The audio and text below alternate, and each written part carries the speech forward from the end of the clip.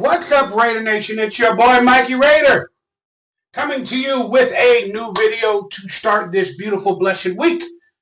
All right, as you guys can tell, I'm not wearing a Raider shirt, but I'm wearing a Zeke the Plumber shirt. That's from my Nickelodeon show back in the days.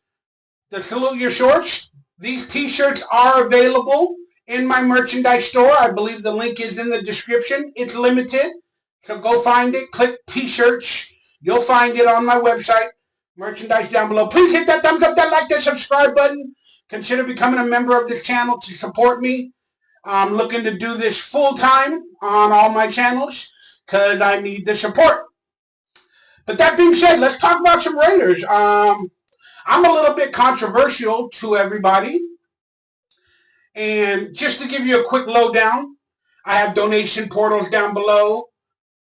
Social media, you guys can find me there, support in other ways. But I wanted to mention we're going to talk about the Super Bowl sabotage, or the rigged Super Bowl. Sorry, the rigged Super Bowl that is going on right now in the NFL. And we're going to talk a little bit about Pete Carroll. So getting back to, apparently I'm being hated by the Raider Nation for my opinions on Pete Carroll being our next head coach. I am a very opinionated Raider. And I'm right more than I am wrong. That's honesty if you know my channel. And am I going to hold that a badge against you guys? Yes, I am. Hello, Mikey Raider.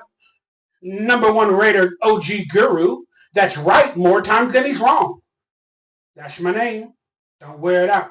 But sometimes I become Midnight Raider. And if you guys don't know that, that's my alter ego where I have a no filter. I talk my shit, and I give my honest, no filtered opinions. And that's what I did about Pete Carroll. And my real life is negative, so my outlook is negative, and I do understand that. So I'm presenting a lot of negativity in videos, and I'm sorry for that. I want to be a more positive Raider. I just can't find it lately. I know it's there. I've just been struggling. So I am not coming to you with any lies or any differing opinions on Pete Carroll. But I do wish that I could be more positive and have an outlook that somebody's going to be amazing. But I just haven't seen it from the Raiders. Again, we as a Raider Nation have the positivity for almost everybody coming in, for the most part. And it always turns negative. But if I'm negative all the time, and then all of those situations come out negative, guess what? That means I'm right 9 times out of 10. But that's not what I'm doing. I'm not being negative to be negative. I just have a lot of issues in my mind living a negative life about Pete Carroll. But I'm going to talk good things about him. And I wanted to thank all of you, Raider Nation, for your positivity, trying to let me know, Michael, it's going to be okay. Pete Carroll's a boss. He's a good coach. He's going to come in and, he's going to fix the foundation, and he's got a lot of energy and stuff like that. Thank you. Thank you. I appreciate it. Again, I don't hate Pete Carroll. I just cannot see a future or a dynasty coming from Pete Carroll. And we'll talk about that in a second. But again, I wanted to thank you guys for, just trying to send some positivity my way, and I truly appreciate it. And again, if you don't like my negative titles or my negative videos, then, I'm not the channel you're looking for. Because I'm going to do that a lot and often. Because that's my life. But I do love this team. And I do want this team to do good. And God damn it, I wish I was the general manager or the owner. And I'd like to try it my way. Because we're all fucking Madden general managers, let's be honest. We all are. A lot of us. I mean, all I see on Twitter is every motherfucking Raider fan going, hey guys, what do you think about this draft? Oh man, in the first round we pick up this player, in the second round we pick up that player, we can get Jalen Monroe or Milroe, and then we're all good, we got Pete Carroll. Shut the fuck up! But I know why you do it. I do it too. It's fun to do. But beyond you, nobody gives a fuck. They don't. It's like poker. When you get beat, you have a bad beat. You want to tell people your bad beats. Oh, I got beat like this. Oh, I had a 4 of clubs and then I got a straight and then the other. Nobody fucking cares but you. Just being honest. Maybe there's one dude, oh, that's awesome. Your draft is really good. That would be a good player to draft in the 3rd, but I don't think he'll be available. And fuck it. Whatever feeds our bullshit energy and let's just have a little bit of fun in our own little world. Congratulations. But I'm just speaking we're all fucking Madden general managers and we're all speculating. And then there's one guy on Twitter, he's always like, he sends me a little meme. The Raiders are not going to listen to your opinions. The Raiders don't care. They're going to do what they do, and your opinion doesn't matter. Fuck you. Fuck you. But he's right. All right, but that being said, so let me get my positivity for Pete Carroll out there. My opinion has not changed. Let me just give you my honest opinion overall, hopefully in a quick way. I mean, he's old, okay? Let's get that straight. But that, I should not put ageism or let that hinder my outlook for him as a coach. Old brings experience, old brings value, old brings wisdom. But old brings old. Okay, no matter what we see publicly, and all the media reports from Raiders and everybody else, he's got so much energy, he's so energetic, look at him throw this ball, look at him pass, look at him run around with the players and the teams, this guy is so vivacious. You don't see him when he goes home and he closes the doors and he's like, oh, fuck. What the fuck did I do? Nobody sees that shit. But you might not believe that's there, but it's there. Okay? But still, I love what we see from him publicly, and whether he fully has that energy 100% of the time, I don't know, I don't care, but I appreciate that that's what he's giving the world, and that will motivate players and teams and people, because look at this old man doing his best to have a beautiful day of life. So I got to commend him for that. Pete Carroll, that's an amazing thing to process. But again, when the media has to keep saying, look at his energy, it's like they need to sell the public on that, because there's a lot of other hidden things that are not perfect. And they want to glance over other issues that might arise from Pete Carroll. Look at his energy. He won a Super Bowl 20 years ago and this and that. And look at his energy. Man, this guy's a great coach. All of that is true. But I tend to look at the negatives before the positives. So when I look at the negatives first, as you guys all know, his last years with the team were not the best. Like, he lost the team. The raw, the energy, it wore, how do they say it? It was worn over. It was done. Okay? It just didn't work anymore for that team, that franchise. So, can he rebirth that with the Raiders? Will it work with today's players? I don't know.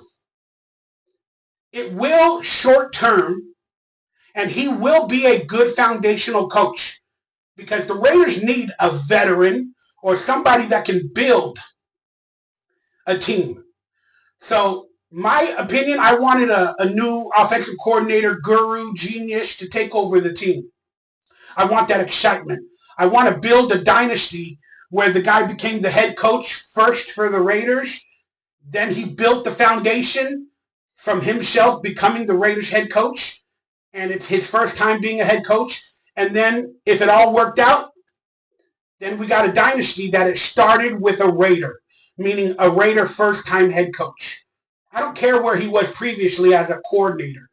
I just wanted that to be the legacy. So in the future, when they talk about coaches like Andy Reid and Sean McVay and all that, they can go, oh, that person comes from the Andy Reid tree. They were a coordinator there. Then they went to the Raiders and became a head coach, and now they are the Raiders. So every other coach that comes from that coach that became a Raider legend, if they did, they would say, oh, it came from that Raider coach tree.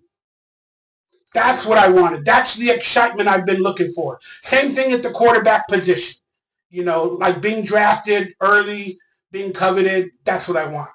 But Pete Carroll brings veteran knowledge, understanding how to manage a team functionally, because he did manage his team functionally, and that will be 100% times better than what the Raiders have had. Okay?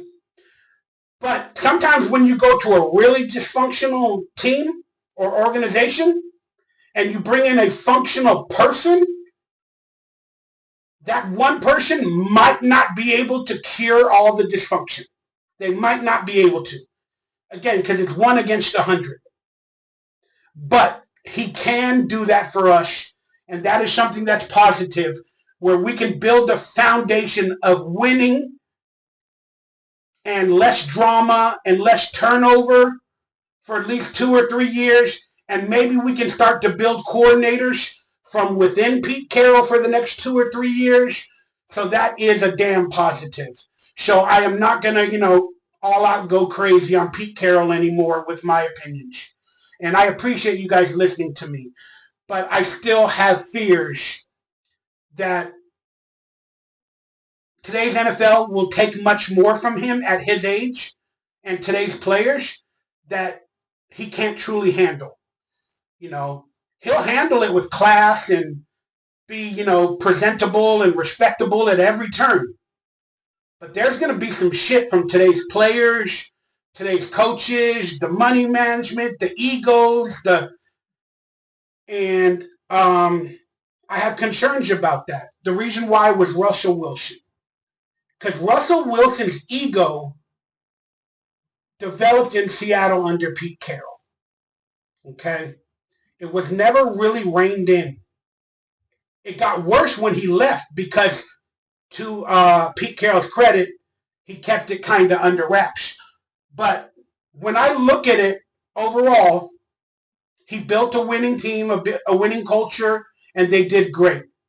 But when you give so much positivity and energy and respect and love, yes, people will fall in line and do your bidding with no love lost, where it's all perfect and good.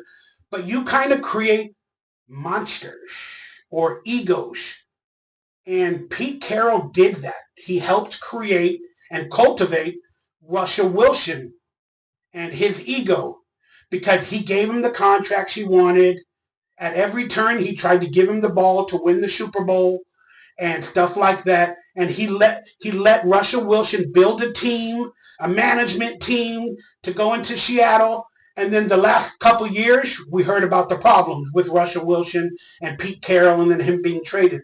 That's because for many years, Pete Carroll let it exist and start to happen and catered to his ego. And then it bit him in the ass at the end. But maybe he learned his lesson. Maybe he'll treat players a little differently this time. So there's a good and bad from everything. But there's a lot of rumors that Russell Wilson might come back, that, what's that wide receiver? DK Metcalf might come back, and this is the shit that I don't want to think about from Pete Carroll being our head coach. This shit really pisses me off. It's a retread. It's a return to former greatness. You gotta build the greatness. So to hire a veteran head coach, he's not really starting from scratch, if you know what I'm saying. Because now, like I said, he's trying to build this team in functionality, And he's also going to try to build a winning team. And if you don't have all the parts to build a winning team, which he clearly doesn't, you're going to go to good old has-beens or from your past instead of just trying to start something new right away. And that's what I'm fearful of, is that with a veteran coach, they're going to lean on people from the past to make them great again. And I have those fears because that's the problem, in my opinion, hiring a veteran coach. That they're just going to lean on older players as well. And these players, in my opinion, they're on their last legs as well. And it's like we might possibly have a head coach on his last leg, lost a little bit of the virality or whatever he had, the mojo. Now we're hiring older players that have clearly, or in some cases, lost their mojo, even though they're not the best. And it's just a bunch of like, oh, I hope we can do it again. I hope I can build it better than it was before. And there's no chance of that. You will never achieve the height of your greatness after that moment. Think about it. You will never achieve the height of your greatness at any other moment after that moment. You just won't. I mean, there are the exceptions, the Michael Jordans, the this and the that, where just for a span of 5 years, they became greater and greater and greater. But again, at their greatest moment, whichever moment that is, that final great moment, it's done. They will never reach that height again. And that goes for everybody, even me. Even though I'm trying to gain greatness again or greater, I'm never probably going to be at that moment I was maybe 20 years ago in my career or in my health or in my life. So, in my opinion, the odds of Pete Carroll, Russell Wilson, DK Metcalf, whoever eventually is officially a Raider, if they're not, whatever, but they're not going to achieve that. But any greater for them would be greater than what the Raiders have had. So, does that equal greatness for the Raiders? No, it equals average.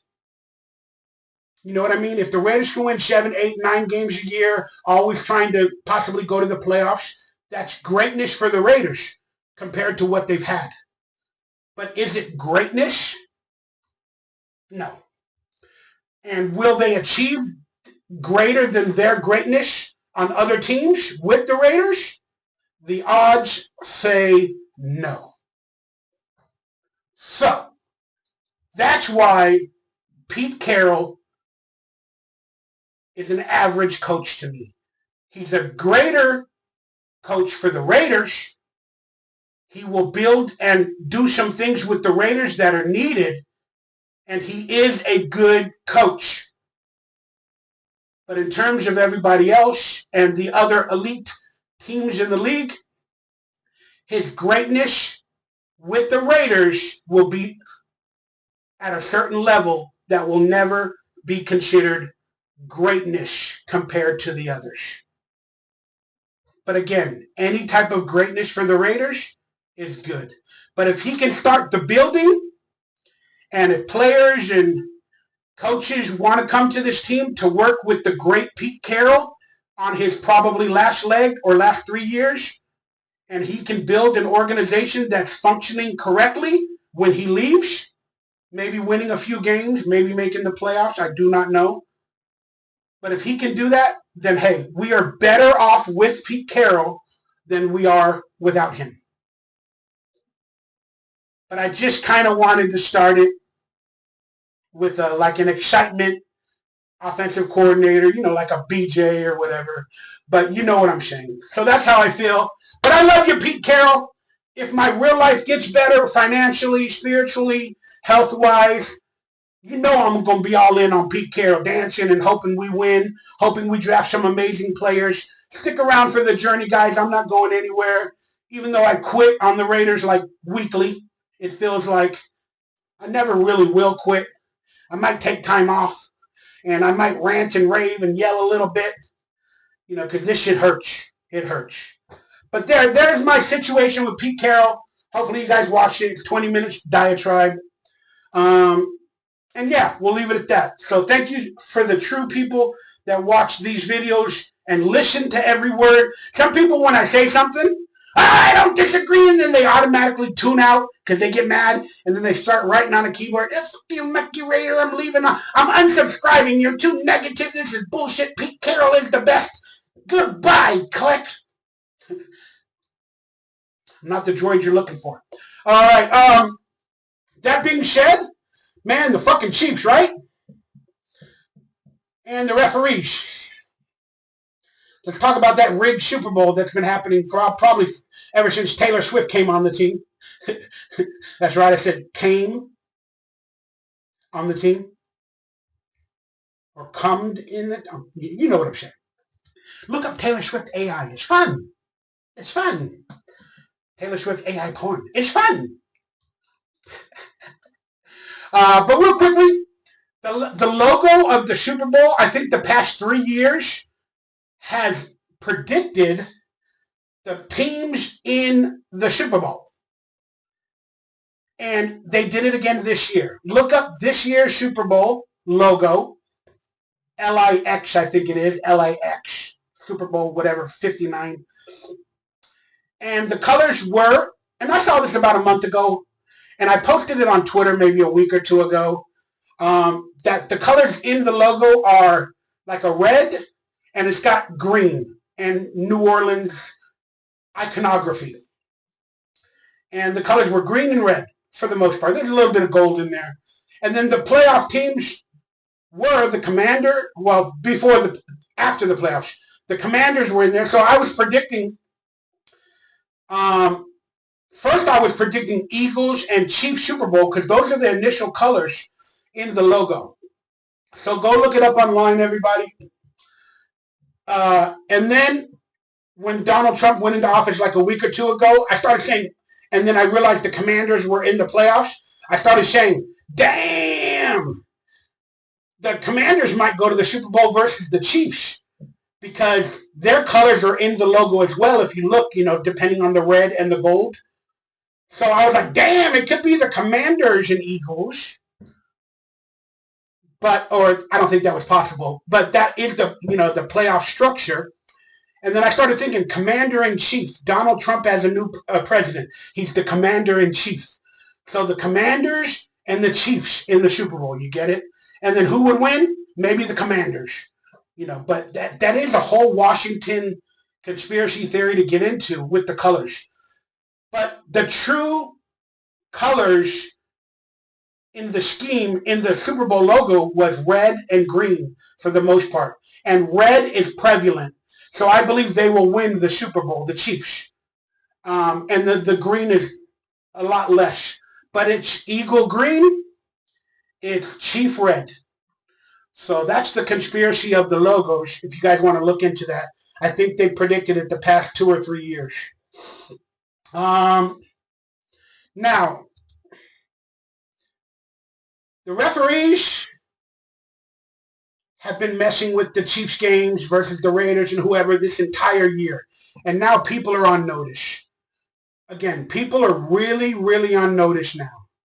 Not only at halftime for the Satanism, that Taylor Swift and Ice Spice and whoever's up in the rafters watching the game where they cut to them every 10 seconds. They cut to a shot of Taylor Swift and one of these rappers or celebrities and they do devil signs or whatever. And then they had Caitlin Clark recently, the basketball girl, and her name is Caitlin Clark. It starts with CC. And if you know Illuminati, if you know Mason numbers and numerology, CC is 33. 33 is the number you see in all the events and all the false flag attacks, the newspapers and all that. Hillary Clinton had 33,000 emails. The number 33 is everywhere. 33 people injured during COVID when they first started it to create the paranoia. All the news channels said, we have in every town, in every state, they had the local news, and then they had a report. We had 33 confirmed deaths in the state of California. We had 33 deaths in the state of Texas, we had 33 deaths in the state of Nevada from COVID. That numerology shit, look into it. They have to tell us what they're doing, and then they let everybody know it's part of their plan or their agenda whenever you see the number 33. I mean, literally, watch movies, and then some of these events, bombings or whatever that happen, look into them. You're always going to see the color purple. Think of that. Look that up. The color orange. Orange is what? It's their event. That's why Donald Trump is orange. Trust me, the color orange is everywhere. And the number 33, the number 77. You look on license plates, it'll have a 33. Or numerals of 666, like 18. You'll always see that at events, like 18, if it's something like that, 666. But you'll always see that like on ambulance numbers of cars or license plates, or people wear it, or they have badges and patches. And then when the event is sponsored, you see it on the news, you always see like clothing. They're all wearing Under Armour. They're all wearing Nike. They're all wearing Adidas, or, the event that just happened recently with the CEO. All they talked about was Starbucks, Starbucks, Starbucks, Starbucks. Some of these events are sponsored. I'm not saying they're real or fake. My lips are closed. But they're sponsored. And they get commercials for tragedies. McDonald's, he was caught at McDonald's. It's like they get money from tragedies. It's insane. All right, we'll leave it at that. But Josh Allen got the first down. Before that, Dalton Kincaid, in my opinion, when he caught the ball, got a first down. It was at least that close. Or they could at least put it like 1 inch away. But the referee, after Dalton Kincaid caught the ball and dove, they put it like half a yard away. So then Josh Allen had to try the, whatever they call it, the tush push. And in my opinion, he got to the 40. He was right there on the 40 with the ball like this while they were tackling him. He was right on the 40. The damn referees were, instead of lining up like to the left of the line or right on the line, if this is the line, the referees were lined up to the right of it. And the line's here. So they're watching it like this. They should have been on the line or slightly askew so they can get whether Josh Allen is exactly on the line and the ball is there. But they didn't do that. They said he was short. And in my opinion, they're doing these calls for the Chiefs to be in the Super Bowl, to have a three-peat. And I can't say that word. Apparently, Phil Jackson owns the trademark to three-peat. And they said it on the broadcast. And apparently, Phil Jackson owns the trademark on the word three-peat. So they're going to owe him some money. I'm probably going to owe him some money for saying three-peat. But that's what it is. And the NFL is making money from all of this and creating all these legacies and dynasties. So they're going to have them in the Super Bowl. Now, look, let me be honest. Am I hating on the Chiefs? Yes, because I'm a Raiders fan. But am I hating on the Chiefs that they're not a good team? No, they're fucking great. They're fucking great. And the problem is they're so damn great that now teams are catching up to them. Like we've beaten them, other teams have beaten them. We're learning the system. Now the referees are like, we got to keep it going, or the NFL's like, we got to keep it going. And whether the referees are truly being controlled by the NFL, nobody can say if that's truth or not. But the more the Chiefs win, is better for the NFL. So it's hard for them to maintain this legacy or even build it without some help nowadays. So I think that's what the NFL is doing.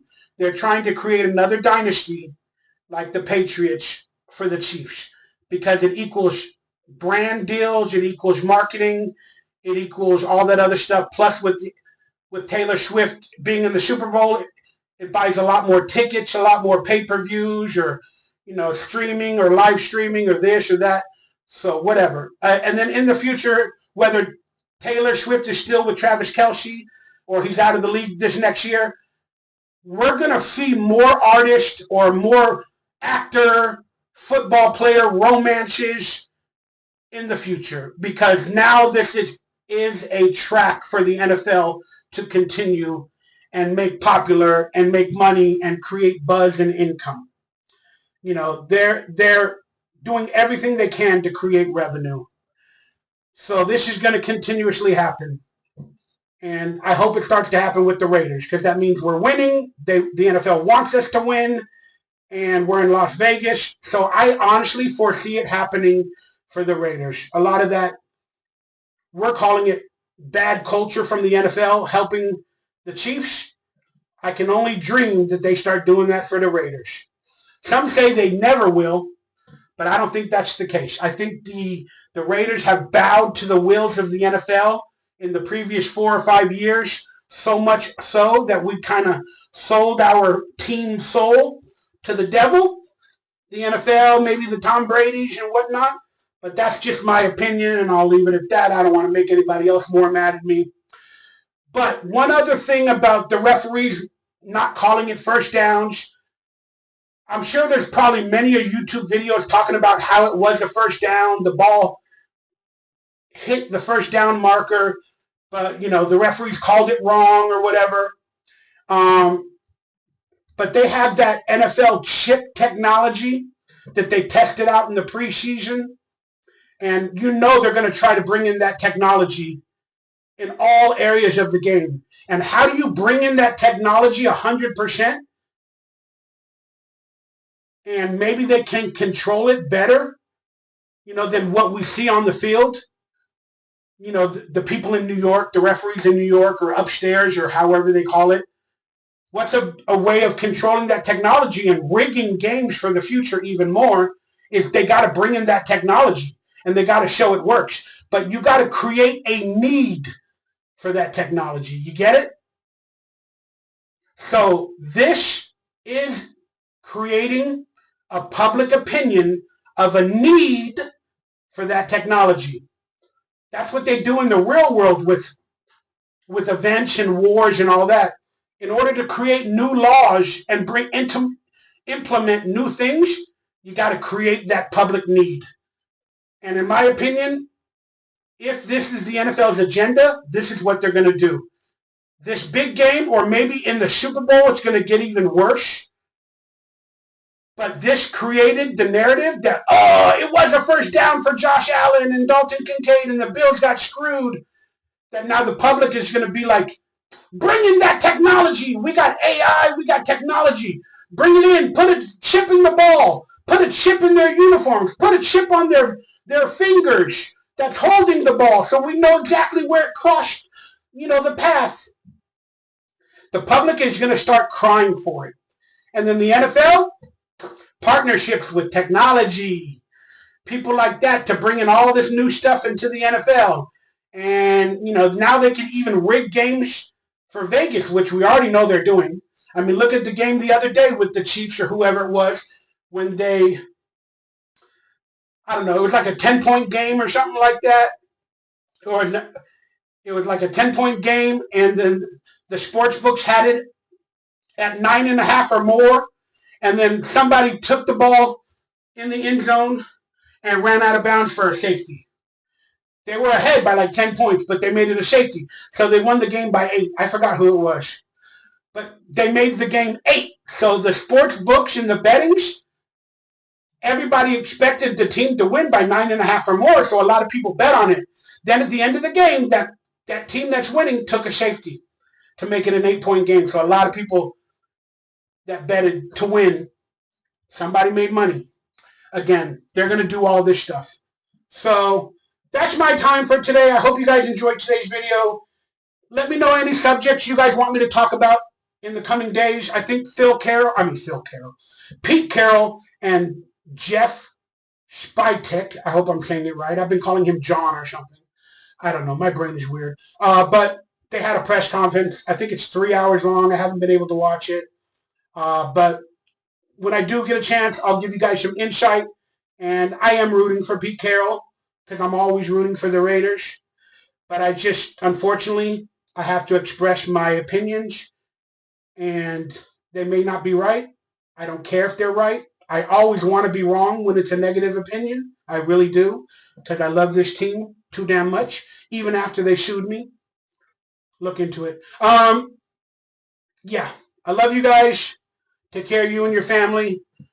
Thank you for sending some positive my way. Stay happy, stay healthy, stay blessed, stay Raider, and I'll see you in the next video.